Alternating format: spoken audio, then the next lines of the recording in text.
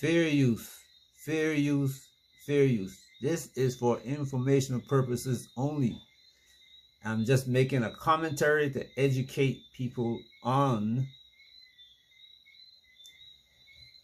voodoo economics.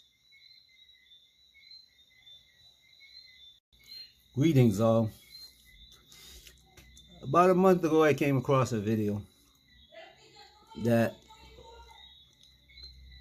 dealt with the issue of finance, debt, and what would I call her? The mouthpiece. Now this mouthpiece, I've run across several mouthpieces before all over the world. In Africa, there's this thing called a praise, P-R-A-I-S-E, singer. One who follows maybe the chief or the king around. And all they talk about is the great things that this person did or is doing. And they continuously leave out all the other evil things that they did.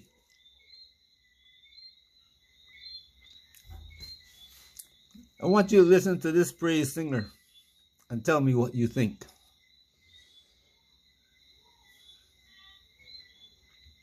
What if you could pay off your credit card debt, right? Not with cash, but by planting a garden that feeds your neighborhood. It sounds like fantasy, right? But what if I told you that a small island nation just did something very similar with its national debt? A debt so massive that it was actually crippling its future. They found a way to turn that crushing weight to a lifeline, funding projects that protected them from the ravages of climate change. And this ain't a fantasy, this is the story of my island home, Barbados. And a financial loophole that might just be the key to saving the planet. Well, look at that. I'm Zana Monique and I am the creator of BajanSpunnyNet, and welcome to another Let We Call It We Beige story episode. Today we're going to touch upon the financial loophole that could save we planet. And remember, comment, like, share, and do all the things that you know that you got to do in order to tell our beige story. Everything shared in this episode. Now, she said comment, like, and share. When I first saw this video, it had probably about 200, no, I saw it before it probably had about 10 comments on it. And I decided I'm going to make a video about this and just shred it. Because this, I mean, it's unbelievable some of the things that she said in the video. The video just disappeared. After I decided to write a comment on it. I wrote the comment and said, look, you have a problem. Don't know if you're lying or just not capable of delivering facts. But everything you stated here is wrong. Nobody is going to give you this kind of deal unless you are paying more for it than you who are speaking here on the video is actually telling the people. How much are you being paid for this? The video was wiped off of YouTube and now being re-uploaded 10 days ago with one comment praising the video. Now, I'm not the only one who shredded the video about the lies that it was telling the people of Barbados and whoever saw it.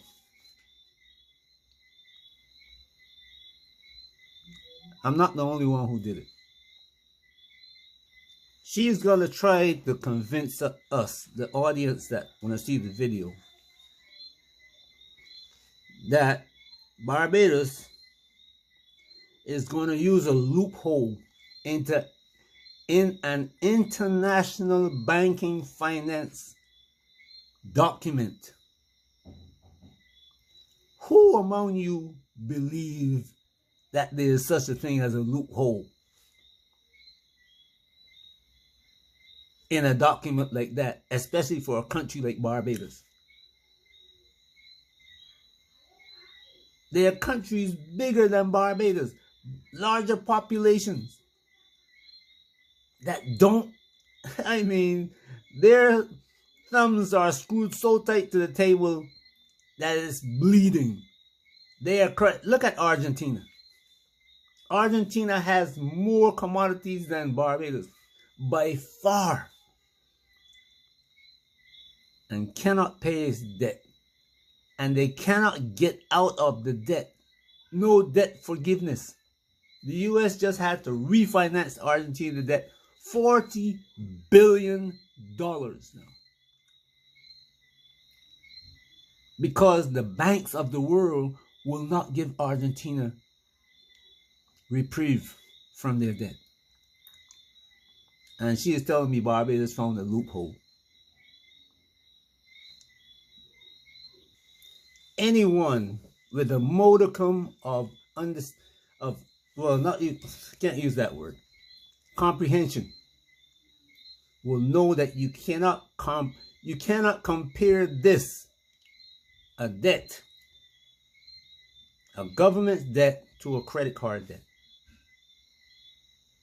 I have seen credit card debts be forgiven, written off.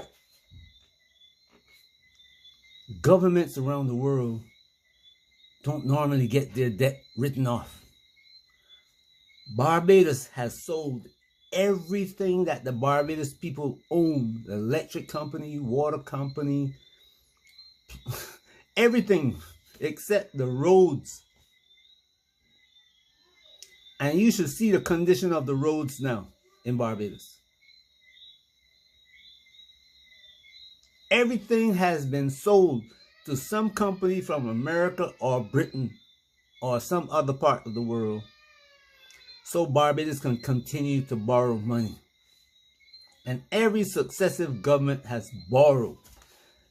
They borrow, make a 5-year loan, 10-year loan, and when the loan is come due, they cannot pay it. So now they go back and borrow at higher interest rate.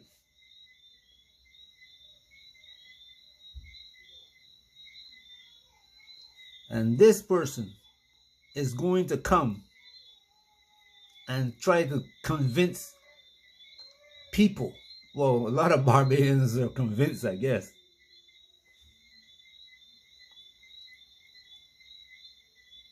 that the international banking organizations that she's talking about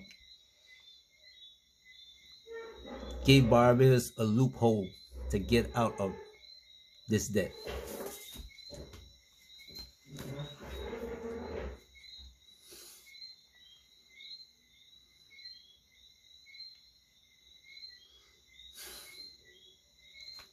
Not only that, but she's pushing it as the video go on, you will see that she's pushing it as a way that the Caribbean now will also get a debt like this.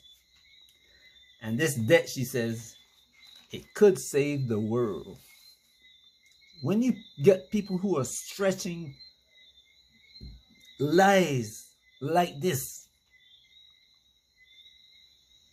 to say it could save the world from climate change, please beware of these people. I hope Barbadians everywhere hear my video. I used to say I just want one person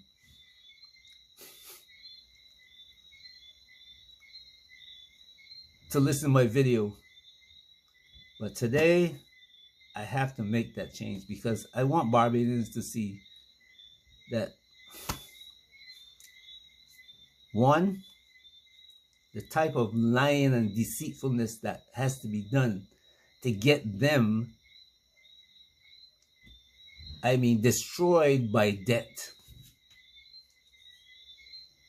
The country that they live in, no wonder that I made the comment that no wonder you're putting the police and the army on the streets already.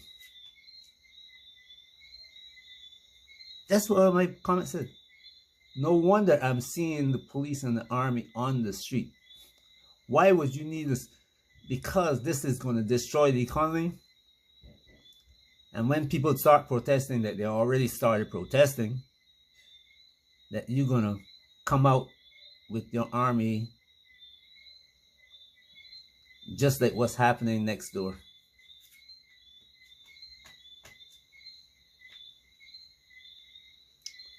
Anyway, please watch the video. Let me make some comments on it. As I was saying, bankers don't make mistakes, don't give errors, don't make errors that leave loopholes. Every bank that you see working on this has a cadre of lawyers, law firms that specialize in these kinds of loans. And one of the things that they're known for is that the money that they refinance, if they get a $10 billion loan, the country who's getting the loan don't get $10 billion. They might get, if they're very good, they might get 9.5. But a place like Barbados only gets about 9. The other billion goes to pay off the bank's lawyers and everyone else who's taking a cut, including some of the people in the government that apply for the loan.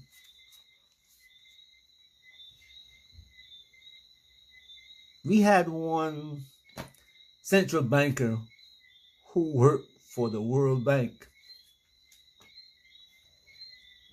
that sold Barbados loans. Can you imagine that? A Barbadian now, working for the World Bank and representing Barbados as the central bank president. Huh?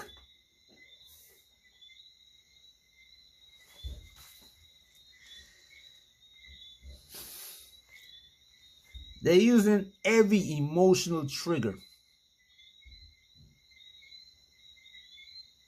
in this thing, including this thing called climate change.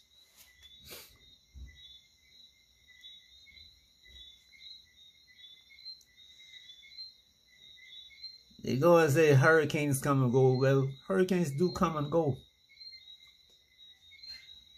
And that's why you have a fund that you build up over the years that you're not having any hurricane. And you keep a certain amount of money in that fund. You keep it invested in something. And if the hurricane does come, you have funds to spend on that. The other thing is that it's supposed to be helping the coral reefs around Barbados. Now, please now. When hurricanes come, they rip up the reefs. I have never seen anybody replant a reef anywhere in the world. The reef has to regrow itself. You can drop a ship down in the water, but that reef, whatever grows on that ship to form a reef, has to grow on its own.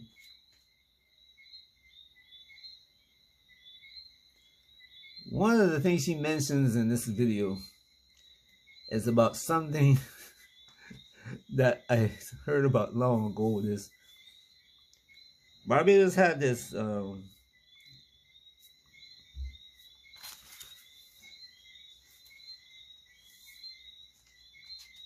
waste treatment plant that something went wrong and it flooded the street. For a month, they couldn't figure out what went wrong with it. The water flowing into the ocean down the streets. People complaining all around the hotel areas. So now they're going to build a state-of-the-art plant with the money that they're supposedly going to save from this deal, this loophole. And that is going to help replenish the aquifers in Barbados. It's going to be used as wastewater to irrigate the crops in Barbados, farms in Barbados. And this is going to help the coral reefs. Excuse me.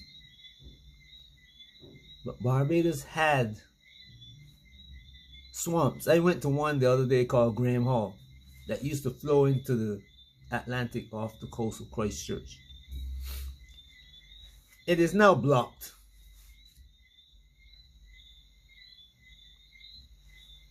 Fishing that used to be helped by that swamp.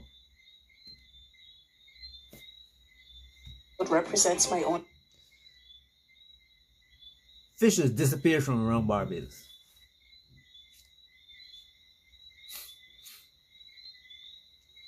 Barbados fishermen now have to go to other parts of the Caribbean to catch fish and bring it back. And their boats are getting seized, especially in Trinidad and Tobago. Illegally fishing. Because the swamp areas that they had, the one in here in Christchurch, golf courses,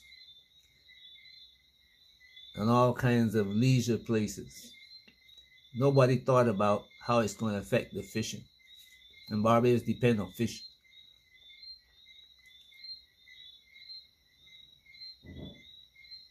St. Peter, St. Andrew, same thing.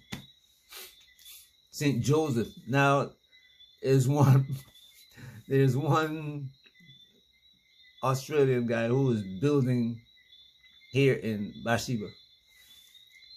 People are complaining about it. The government sold him the land. Who made up with it from the government when they sold him the land? The land was not supposed to be sold because that is a resource for Barbados. I've seen so many videos of people walking through that area. How beautiful it was. Now the man's going to come and build a wall to block it off. Barbados can't see it.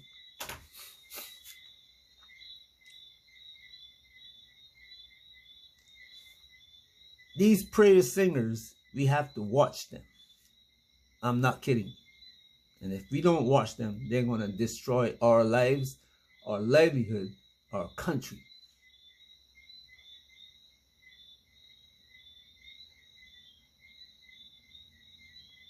Please watch the video. Research, reflections, and creative commentary drawn from publicly available information and insight, honest and respectful conversations about all the issues and things and cultural events, etc. shaping Barbados story. Because at the end of the day, this truly is Barbados story in the making. Let me start.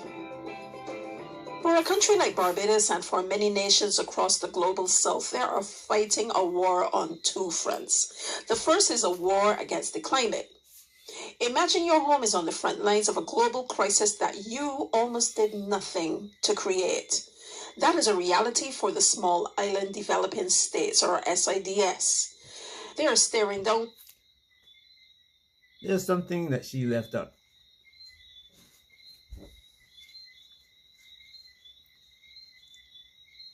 You cannot fight a war against climate. You cannot fight a war against the earth. You will always lose. You have to adjust. Whenever the earth moves, you adjust. Hurricanes coming, you move. Tornado coming, you move. Earthquake, you move. You cannot fight. You adjust. Rising sea levels that threaten to swallow their coastlines, and more ferocious hurricanes that could wipe out a year's entire GDP in few hours. These aren't far threats, you know. They were happening ever long time since, and they're happening right now too. And for decades, this seemed like an unsolvable problem.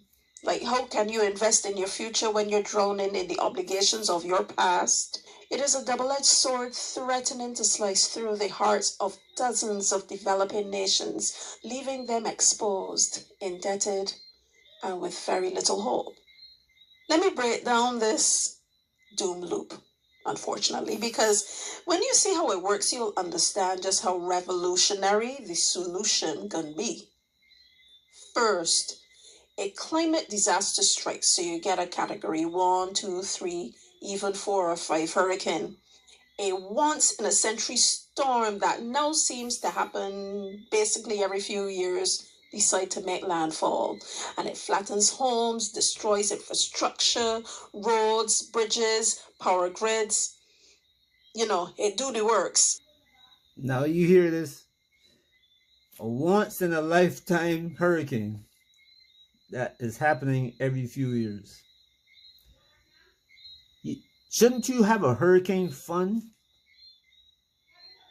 Why are you waiting till you get a hurricane, then to rush out to the World Bank or whoever will give you a little bit of money and borrow money at exorbitant rates, when you should be putting away money for a rainy day, as we call it? These are the same people that tell you that you should have a bank account for a rainy day.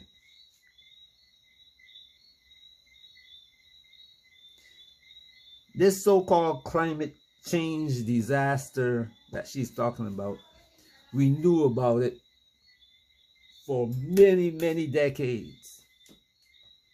How is it Barbados didn't create that climate change fund?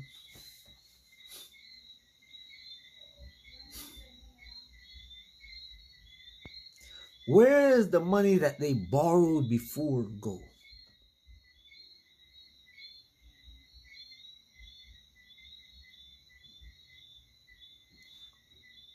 And because it now seems as if it's the riskier investment because it was just hit by a mega storm, it now has to borrow that money at sky-high interest rates.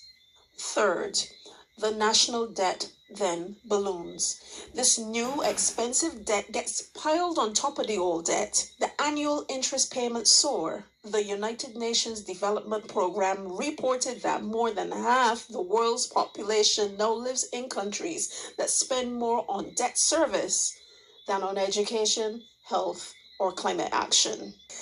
What if the problem could also be the solution? I know that sounds weird, but hear me out.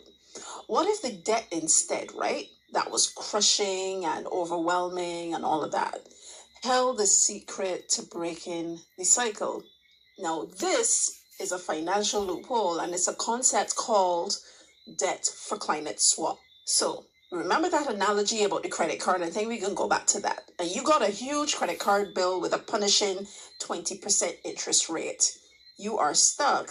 So, imagine a community bank steps in and says, we'll help you get a loan at just 5% interest to pay off that entire credit card bill. All of a sudden, your monthly payments plummet.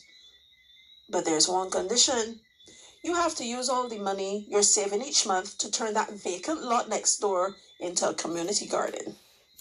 You've just transformed a crippling financial burden into a tangible, positive community asset.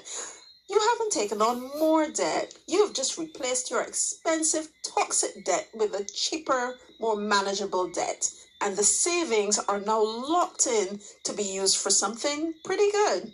Now, we can scale that up to a country with billions in high-interest government bonds is struggling. A coalition of big development banks like the Inter-American Development Bank and the European Investment Bank steps in.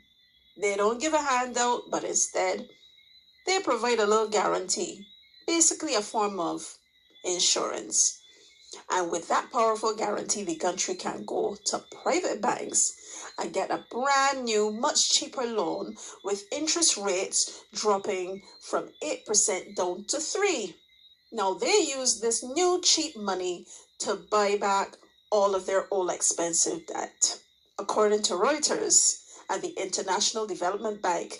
This structure is exactly how Barbados was able to lower its interest burden in late 2024. Didn't you realize? Instantly, the annual interest payments collapsed. This now frees up millions of dollars every year. And here's the crucial part. This is a swap. That new cash isn't just for anything. It's legally required to be channeled into specific pre-agreed climate resilient projects monitored and audited by those same institutions. You realize that there's a lot of talk about that now? That's why. And it isn't a loophole to avoid paying what you owe. It's a loophole that actually brilliantly redirects the flow of money into something that makes sense. Instead of handing massive interest payments to international bondholders, a country can now use that money to pay its own people to build hurricane-resistant infrastructure and restore its coral reefs. It's a great piece of financial alchemy that turns the nation's greatest liability into its most powerful tool for survival, to be honest. And no one has proven its power more effectively than Barbados. No, yeah, we know it has its beautiful beaches and all that sort of thing, but it's also one of the world's most water scarce countries. And for years, our Prime Minister has been a very powerful voice on the world stage.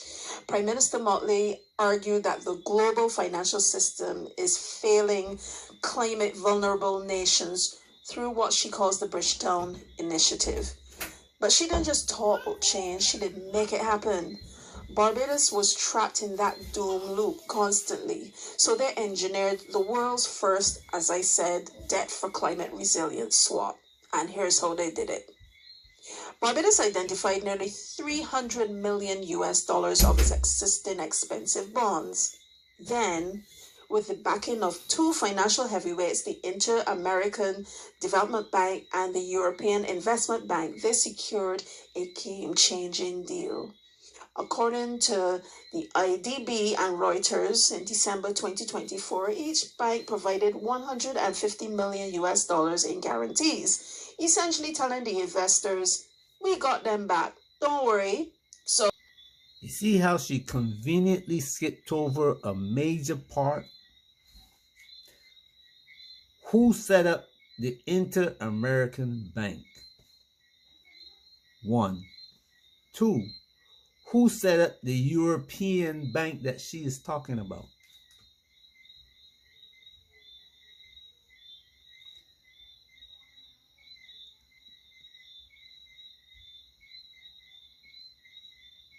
I hope you know the answer to that question.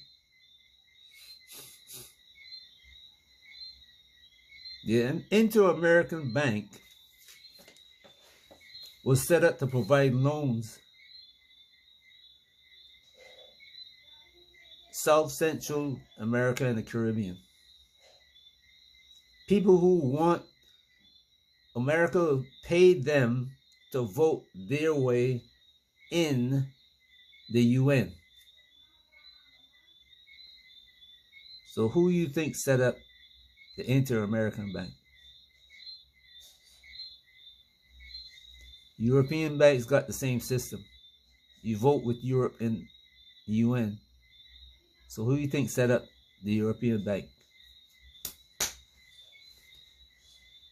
The banks that she mentioned, CIBC and so. Do you know who owns them?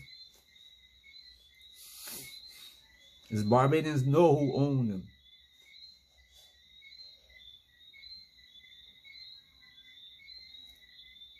The Bank of Barbados, Barbados National Bank, the Bank of Barbados.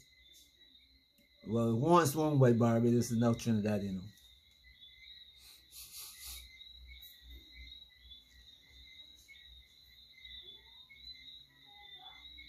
When these loans become due,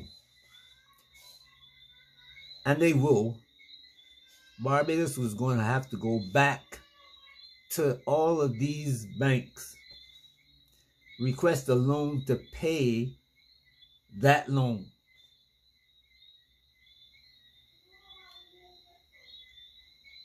Interest rates going to be up again. Then they're going to sell them another loan, bring the interest rate down just like this one. That's how it goes. Trapped in the debt that she cannot see, but pushing as though it's a miracle. She called it financial alchemy. Does she know what the word alchemy means?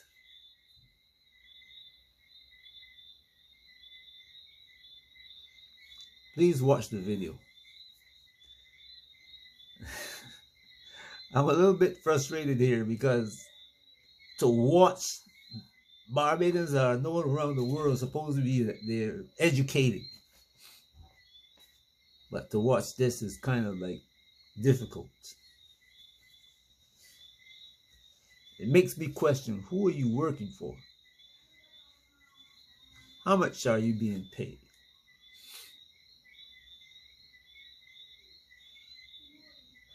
Peace. Have a great day wherever you are. This video, I'm not saying that you're supposed to know this information so that when you see it, you can recognize it. You can recognize the characters and the part they play in our world, because they are not going away. And as you are seeing the system now, the other day I watched the video, tonight as a matter of fact, all the people making AI are now asking the US government to backstop for them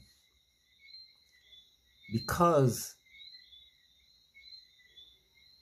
investments in AI are so high that they're fearing that it's going to crash. And when it crashes, if the government is not there like 2008 when the housing crash happened, the whole US economy and maybe the world economy attached to the US is going to fall apart. In 2008, they had China to bail them out, which very few people know about. China, I don't know if they're going to bail them out this time, but if China does bail them out, BRICS actually, China and the BRICS nations bail them out, the conditions are going to be so difficult for Americans and Europeans. It's already difficult that they're going to go to war.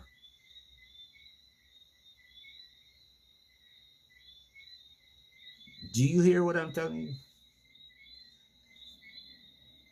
This information is for you to prepare for. And watch these people.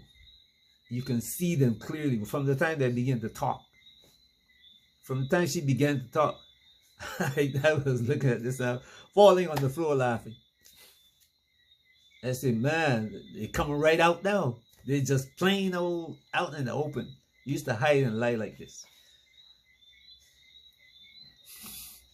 But now it's out in the open. Fair use of this video. It is for educational purposes only. YouTube don't like this kind of stuff behind there. So as you can see, she was allowed to take down that video because of the comments that she was getting from people who were looking at it and saying, what kind of foolishness is this? And they didn't want the comments up there. Look, one comment after it re-uploaded. See the game that they're playing with your life. This is the game that they're playing with your life.